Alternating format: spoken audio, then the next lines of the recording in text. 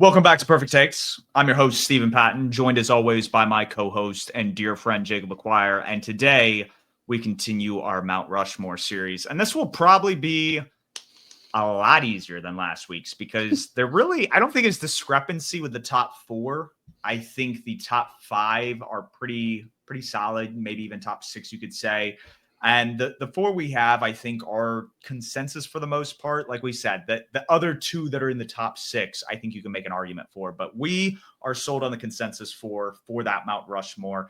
Episode of today is carrying the load. And unfortunately, and we'll talk about this towards the end of the episode, the guys that we're talking about are from a generation and an era gone by. Like we aren't going to see a lot of the numbers, the records, the stats that we're going to talk about today probably ever again, which I think just makes its unique genre in a way, because this is like a timepiece almost. This isn't like reality that we're sitting in terms of like, oh, we'll be able to see this replicated. So without further ado, we'll kick it off.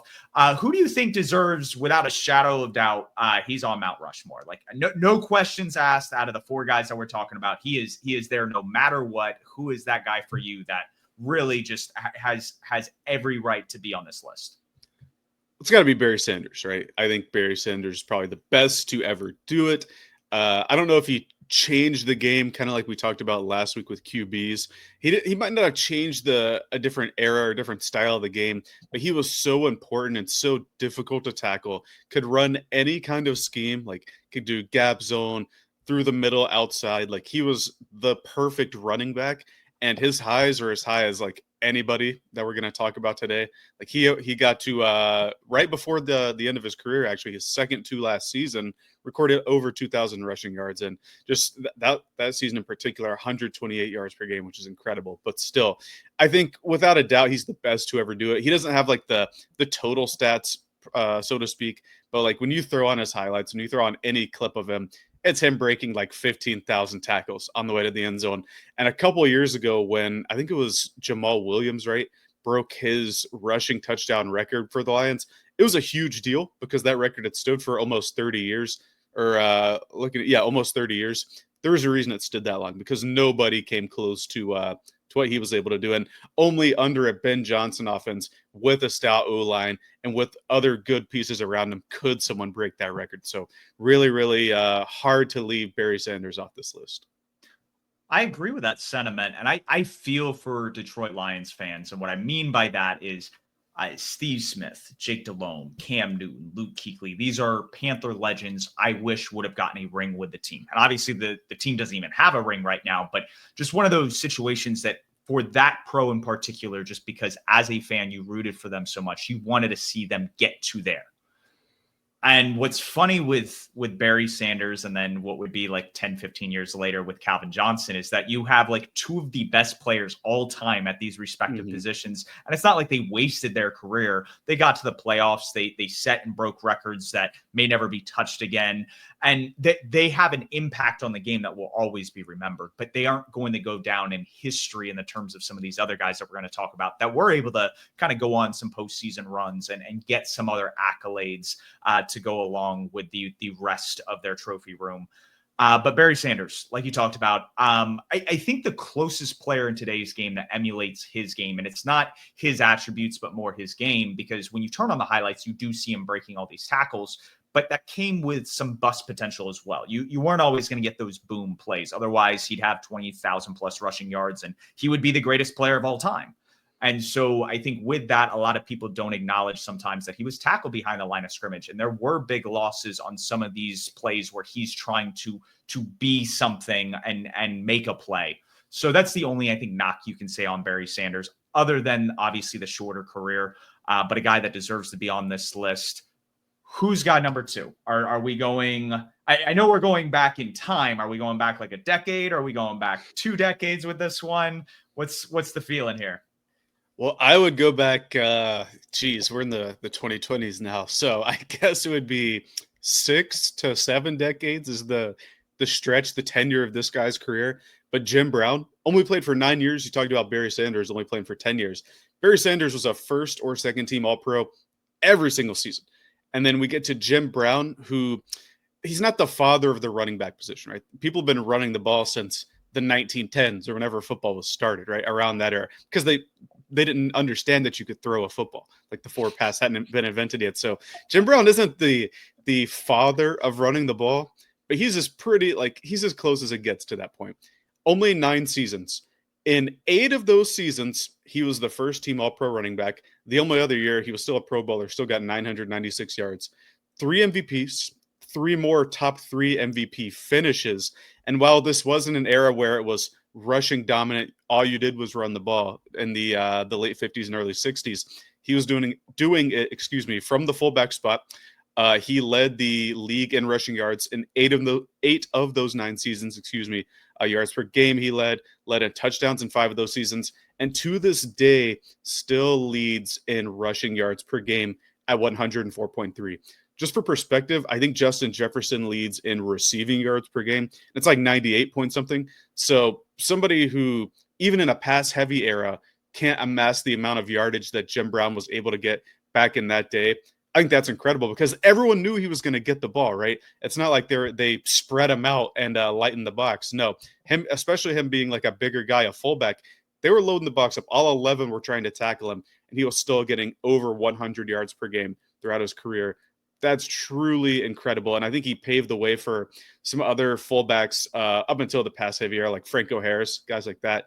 But I don't think you can talk about the Mount Rushmore of running backs without including Jim Brown. It's funny that you mentioned the position he's listed at as like a fullback. So like, does he deserve to be on this list? Obviously, if he's just a fullback, he'd be the greatest all time. No questions asked. Well, there's no other fullback that has an MVP to their name. Like that is. It would be like him, Franco Harris, and Mike Tolbert would be the Mount Rushmore there.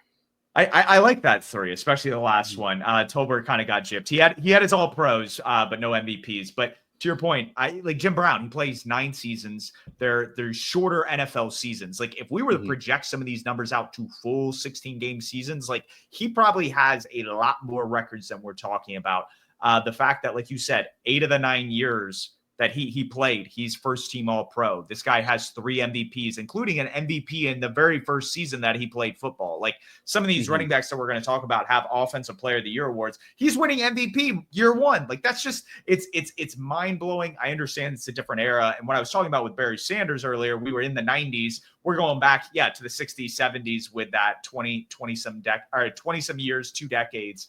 And then you talked about and almost alluded to how this paved the way for a guy like Franco Harris, a bigger guy, which for those of you who don't understand how big Jim Brown was on top of just how fast he was, this guy was 6'2", 232 pounds. Like Derrick Henry back then and back in the day. Like that is scary hours for sure. Like you said, all 11 guys were focused on bringing him down to the ground, but going to an era with Franco Harris, who paved the way for a lot of the Steel Curtain Super Bowls on offense.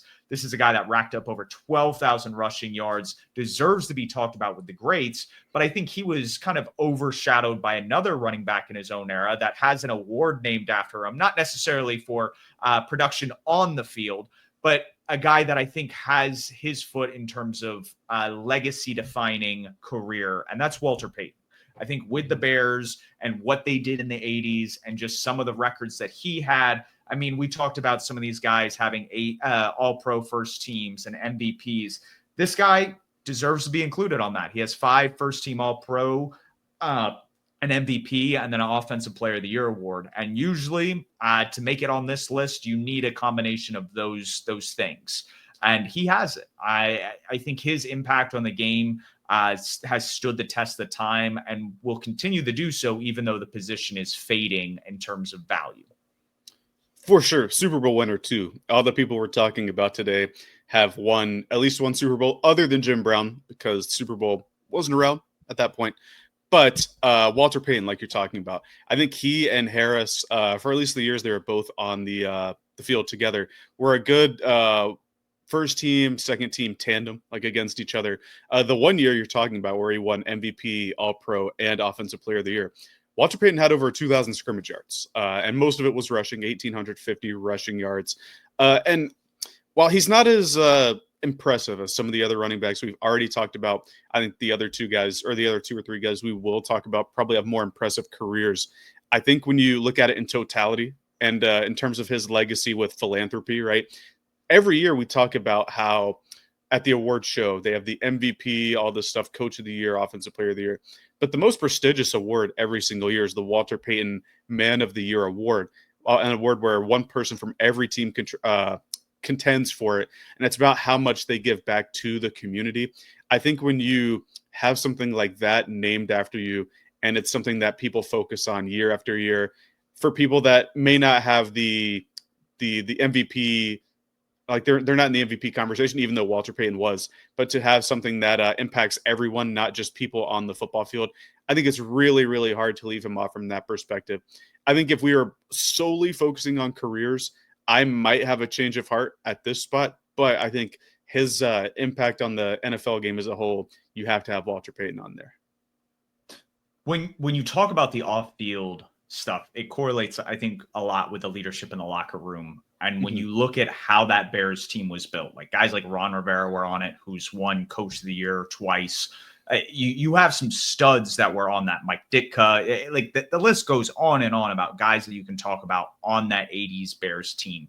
I think when Walter Payton is the guy that kind of stands above the rest, and you have an acts of service award based around this player, just shows the impact he had on the NFL community, not just on Sundays. So I think that is where, when we talk about kind of a defining moment, what separates him from a guy like Emmitt Smith. Emmitt Smith, 90s running back, has a lot of the all-time records, but he played behind like Larry Brown. He played with some really good Cowboys teams in the 90s that were built on pre-salary cap kind of terms, where you could just really build an all-star team through free agency, through the draft. And so I think that diminishes his impact a little bit, because maybe if he's in those other situations, he doesn't perform as well. He still deserves his roses. Like we talked about, I think Emmitt Smith falls in that top 6, and be slotted into one of these top 4 spots. But something we didn't really acknowledge with Walter Payton was his impact in the passing game. This is a guy that had over 4,000 receiving yards when it was all said and done, 15 receiving touchdowns. And I think that kind of impact on the game, outside of just taking handoffs, is what led to guys like Marshall Faulk in the late 90s and their impact on the Rams and the Patriots winning Super Bowls, and just having that diversity or back that could do it both ways. And so I think Marshall Faulk is an excellent running back, was the first one to have 1,000 yards, both rushing and receiving, has almost 7,000 receiving yards, was truly the dual threat at the running back position ahead of his time. But it's LaDainian Tomlinson, who I don't know if it was the dark visor, I don't know if it was the Chargers jerseys, but there was just something icy and cold about, like, when he touched the ball, it was electric. And the numbers speak for itself. This is a guy who also has a MVP to his name. He has 3 All-Pros, an Offensive Player of the Year award. He has over 13,000 rushing yards, and similar to Walter Payton, has over 4,000 receiving yards. So when you look at that, you look at the fact that he has 145 rushing touchdowns. Emmitt Smith is the only guy that we've talked about in this discussion that has more rushing touchdowns than him. It's just insane, the kind of production and explosiveness that came from this player. And I don't think we're ever going to see a player quite like LT. And again, I don't know if it was just how cool he looked doing it in that 21, in those jerseys, that dark visor. I think that aura has some help here. But again, the numbers, they're undeniable. They're great. Yeah, the aura speaks for itself. But looking at the numbers, you said nobody has more rushing touchdowns than Emmitt. Emmitt played 4 more years as well. So imagine if LT was gifted the longevity that Emmitt Smith was able to have, right? Maybe he holds the all-time record in rushing touchdowns. As far as scrimmage touchdowns go, I still think he's number 1, right? In a single season with 31 scrimmage touchdowns, rushing and receiving. It's MVP year. Yeah, which yet to be broken to this day. And we've seen some really impressive guys like Adrian Peterson. McCaffrey is a dual threat back. Get kind of close to that, but still not come close to that 3-1 number. Nobody's even gotten close to 30 since then. But I think because you talked about Walter Payton being maybe one of the first prototypical dual threats, then Marshall Faulk, I think it really came to a head with LaDainian Tomlinson. Like, he was a true weapon out of the back. He wasn't just a dump off guy. He was a guy that could take passes and take him to the house, right?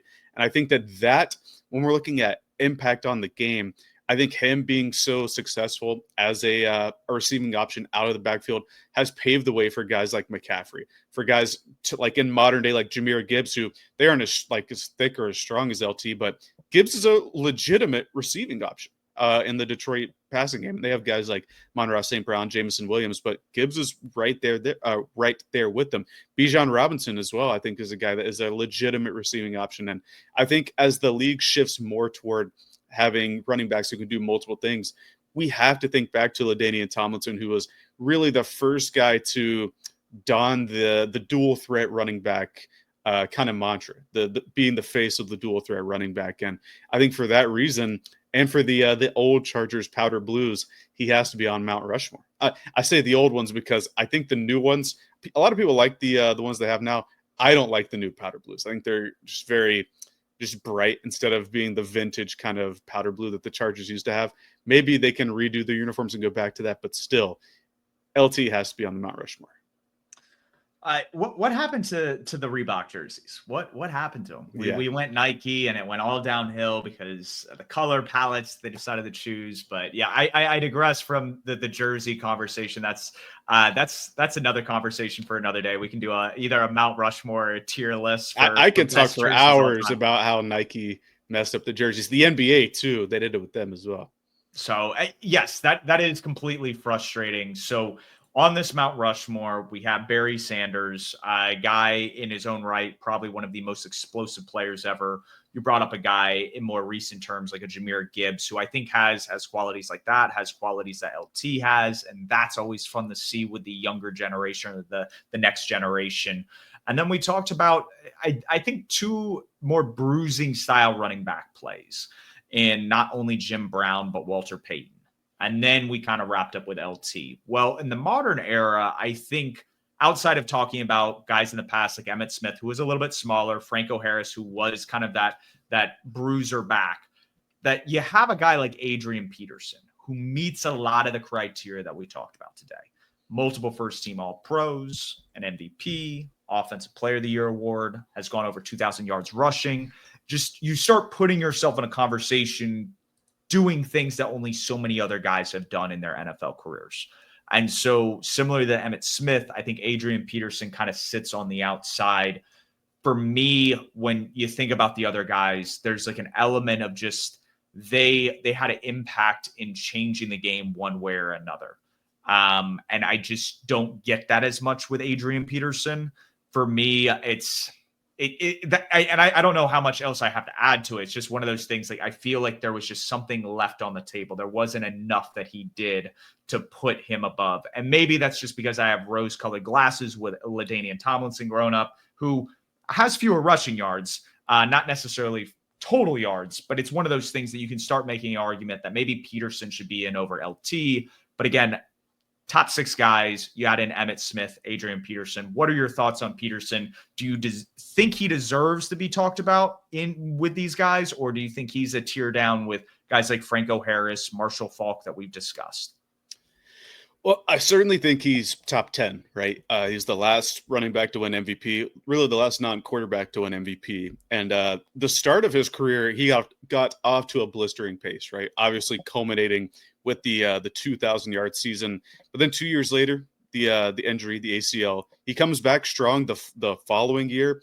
But after that, it was a decline, and he ended up on a bunch of different teams after the Vikings. And I think that, and at least in my mind, that's what kind of sullies the image of him. You got to think he went to the Saints, then to Washington, he went to the Saints, then Arizona, Washington, Detroit, who was it after that? Tennessee, and then Seattle. So it was kind of like a world tour after his best years. Some of these guys like Emmitt Smith went on to another team. LT went on and played for the Jets for 2 years and fell off, but he didn't have such a long string of, I would say, poor to his standard of season that kind of sullied the image of him in my mind. For me, it's the four guys we mentioned in Emmitt Smith. I think those five are in their own category. But Adrian Peterson certainly should be mentioned within the top 10.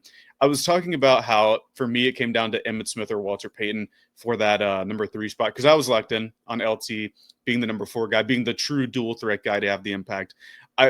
obviously Emmitt Smith ran behind some of the best offensive lines we've ever seen, but I think his peak, like the peak 5 years that he had, really torches every other running back's peak, even the guys we've talked about today. Like from years 2 through 5, he had no less than 1,484 yards. He led the league in rushing 4 years. He had years of 18, 21, and 25 touchdowns. And then the totality of his career, to lead in rushing yards and touchdowns, it's kind of the Jerry Rice argument. Like, to be that good for that long, I think deserves recognition. He's really only had one bad year, 1 year below 900 yards, and that was his first year in Arizona. It's funny, his last year in the league and his first year in the league, he had the same amount of rushing yards, 937 yards. I think for someone to come in the league right out of Florida and be green and get 937 yards as a rookie, and to do that when you're 35 years old for an Arizona Cardinals team 15 years later, I think that's pretty impressive. But I think the total part of what Walter Payton brought to football, I think that's what earns him the spot on there. But I think Emmitt Smith is the clear number 5 guy if we're talking all time. Like all these running backs we've mentioned, he's clearly in the top 5 for me. You have to, because he has the longevity that we just saw with Frank Gore, but then he has all these gaudy numbers to back it up. And like you said, you can talk about the fact that he had all these Hall of Fame teammates, but he still broke those records. Jerry Rice had Hall of Fame teammates, still broke all those records as considered. Like that's, I think, the discrepancy between when we talk about the running back hierarchy and the Mount Rushmore and the wide receiver one is like Jerry Rice is automatically there. Like where we talk about Barry Sanders being that lock, like Jerry Rice is that lock. And it's just, when we talk about running backs, because I think now, especially with the advanced analytics, you start thinking about running back production based on the offensive line. And so I think that's just the basic cop out. We saw it with Zeke and the Dallas Cowboys with that offensive line and how well he produced early on, and how when his body gave out, it just fell off. And the Cowboys, for the most part, were still able to kind of have running back production because of their offensive line. So again, goes back to show just kind of what's important at the end of the day. But looking forward, we have a couple like top tier running backs right now in the NFL. And I don't want to say that as like these guys are Hall of Fame bound, but I think with a few more stellar seasons, a few more accolades, we can start talking about these guys maybe in a top 10 framework. I don't know if they have the ability to get to Mount Rushmore, but in the sense of this guy being a top 10 running back of all time, I think you have Derrick Henry in that discussion. I think you have Christian McCaffrey in that discussion. And just because he joined the 2000 club this past year, but kind of along the same vein with Emmitt Smith, is behind this just all-star offensive line, Saquon Barkley. So out of those three, you're an Alabama fan. You love Derrick Henry. You love Christian McCaffrey since the Panthers took him. I'm sure you love Saquon too, because he was on your fantasy team this past year. So you have love for these players, but when you set that bias aside, like legitimately, who do you think has that chance to jump into these conversations? Well, for me, it's got to be Derrick Henry, right? With both the Titans and the Ravens, he's been a really, really good player. I just pulled up his stats. Right after you and I graduated college, it was actually our senior year. That was the year he ran for 2,000 yards and 17 touchdowns. I think he was player of the year that year. Yeah, first team, all-pro, and player of the year that year. And really, he hasn't slowed down since then. I think people forget that he got off to a slow start because I think he played behind DeMarco Murray his first couple of years. But since he became the starter, 1,000 yards, 1,500 yards, 2,000, 937, but missed half the season. So on 8 games, 937 yards, averaging 127 rushing yards. He comes back 1,500 yards, 1,200 yards, and almost 2,000 this year again, with Lamar Jackson on his team, who's also a very, very good run threat. I think even if, let's say, he only played 2 more years, there's a chance he could get to 1,400 rushing yards, or maybe like 14,000 rushing yards, maybe 13,500. And that in and of itself is gaudy numbers in today's era. Like we haven't seen somebody, you could talk about Frank Gore, but like Adrian Peterson was the last running back to get to those numbers. Henry also already has over 100 rushing touchdowns. I think that if he can continue to play, especially in an offense like the Ravens, where it's a dual threat rushing attack, he doesn't have to be the guy, but he can do a lot of things. I think his raw numbers put him up there. He's also a freak of nature, right? We talked about how big Jim Brown was back in the day when like the average person was my height, right? 5'9". Obviously, he's a monster back then. Derrick Henry's still a monster today. I remember when he came on the scene at Alabama, he was behind some really, really good running backs. But then as a true freshman, he stepped on the field and was smoking like really impressive Florida teams, like really good LSU teams. Obviously goes on to win the Heisman, comes into the league, and he's still a man. Like he's a giant amongst men in the league. And I think that his size, his strength, and his hopeful longevity, really, he's only had one injured season.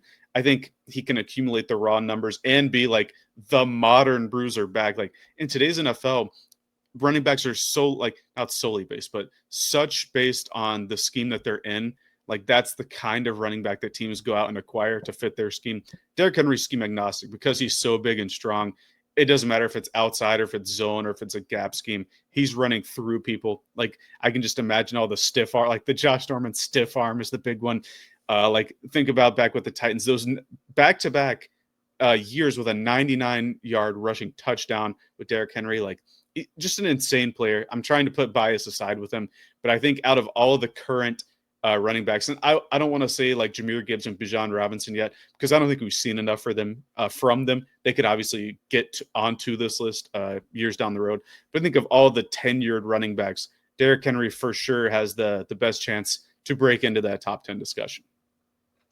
The 2,000-yard season, what he's doing with Lamar now, if he continues doing what he's doing with Lamar now, I love everything about what I've seen, his training regimens. He seems very much dedicated. And this is just speaking from a place of a guy that loves working out, has dealt with injuries, has seen how other people have dealt with injuries. He seems to make tendon strength and some of these other joints like a priority in terms of just some of his strength and conditioning, balance exercises, you name it.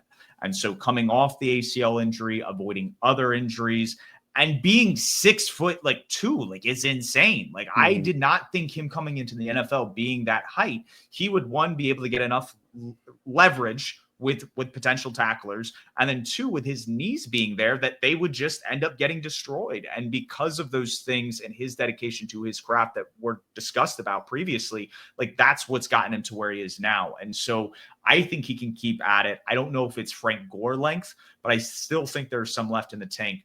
I'm more concerned when we talk about usage, a guy like Saquon Barkley coming off the season he did, the touches he had. We've seen Henry have those touches and keep going. Like he is a different animal. He's a unique person, right? Like you said, he's 6'2". He's also 250 pounds. Like this is it's not LeBron James unique because that's 100th percentile. But Derrick Henry's 99th percentile athlete all time, right? For the running back position, absolutely. And that's what just makes it so unique is that he's playing like at a different position at the running back in terms of size and physicality. And the funny thing is I don't think he necessarily looks for the contact as much as like a Marshawn Lynch or a beast mode who is known for that contact. You see him kind of have light feet, want to get to the outside, show that long speed. And I think that is also what's going to keep him in the league a little bit longer is he's not necessarily looking for contact every time. He'll mow you down, like without a shadow of a doubt. Derrick Henry has that highlight reel down to a T, but I don't think he's necessarily always looking for it. And that may help keep him up while he's chasing some of these records, the top 10, the top 5, et cetera, et cetera. Do you have any points? I don't think Christian McCaffrey is going to pass Marshall Faulk in terms of yards, numbers, stuff like that. Saquon, like I said, I think he is due for an injury this year. I hate saying that, but it's just there's usually regression when you come off touches like that you'll be banged up throughout the year. And then he's also on the cover of Madden. So you have all that going for Saquon, not necessarily the best for a player that is coming off the Super Bowl and high expectations. But as we wrap up today, what is your perfect take? Are there anything related to the running backs that we talked about that you want to kind of lean into or go completely off base and go in a different direction? I'll go with one of our current running backs today. We mentioned McCaffrey, right, being on here. McCaffrey doesn't have the total numbers or like the gross numbers just because he's been injured all the time. But I truly think he's become the best evolution of the dual threat back. McCaffrey could line up as a receiver and be a top 20 receiver in the NFL. Like he's an actual wide receiver that could take the early in his career, could take the damage of being a running back. With that in mind, this is going to be a hard one to gauge, but in the future, I think Jahmyr Gibbs will become the next evolution of the dual threat back. So what I mean by that is I think he'll be the best dual threat back ever if he stays healthy. I think he has the receiving acumen. You got to remember at Alabama, he was Bryce Young's number one receiver in the draft that year, which is rough because he was a running back. But he can run it between the tackles. We haven't seen him deal with too big of major injuries yet. And I think that if he can stay in a system that utilizes him best, that he has some strong players in front of him. We'll see this year because Detroit's replacing all three of their interior guys. But if he can stay in a system conducive to using him the best, I think he can amass the raw yards, the raw touchdowns to become the greatest dual threat running back of all time. So that's where I'm going to go is when it's all said and done, he might have the most scrimmage yards from a running back ever. So Jahmyr Gibbs, most scrimmage yards ever. I like it. Yeah. I'm gonna go into a level of obscurity, borderline insanity with a take like this, especially with the high touch count he had at college. But man, does he run like a man possessed? And I think Ashton Jeanty, yeah, running back out of Boise State. And when I tell you this man, for me, it wasn't the smaller schools. It was that he still did this against Penn State and some of these other bigger schools that have this higher level of competition, defenders that are going to go to the pros, and he's making them look like children and bounce off himself. It's just that kind of trait, his skill set. Well, I don't think he's a Derrick Henry or somebody of that nature. I just think he has the ability to be an electrifying player that we probably haven't seen since LT. And so my take on Jeanty isn't that he becomes better than LaDainian Tomlinson, that he has a lot to prove before he gets to those precipices. But when we talk about a guy being the second coming of someone and having those echo chambers, I think we're about to see a reincarnation of LaDainian Tomlinson. I don't think it's going to be near as great, but that's what I see with Ashton Jeanty is we see a guy of that caliber. And so to kind of give a framework again of how we're going to gauge this, looking back from years from now, I would say that he has to start his year with 5 consecutive 1,000-yard seasons and be over 8 rushing touchdowns to kind of be in that sphere of just somebody we talk about half a decade from now of being in that kind of bubble of players. For sure. My comp for Jeanty coming out of the draft was like way thicker and stronger Alvin Kamara. Because if you remember early Kamara, he was like impossible to tackle. It's like he was covered in butter or something. Like people would slip off of him, they would bounce off of him. He was really good at keeping his lower body or like his center, like his contact balance point, like parallel to the field, so he could always stay upright and keep going. Ashton Jeanty is like that to a T. You mentioned how he played against Oregon and Penn State. He was like running through people like Abdul Carter, like people that are legitimate bona fide top 3 picks in the draft. He was making them look like they didn't know how to play football. So I certainly buy the hype with Ashton Jeanty. I hope that Las Vegas has done enough to make that team watchable this year. It'll be interesting to see how they go. But I think that's going to wrap it up for us. I enjoy talking running backs, and I think the next one we'll do will probably be receivers whenever we get to it. So that'll be a fun one as well. You can find us on Spotify, Apple Podcasts, Twitter, and YouTube, wherever you get your content. And keep pounding.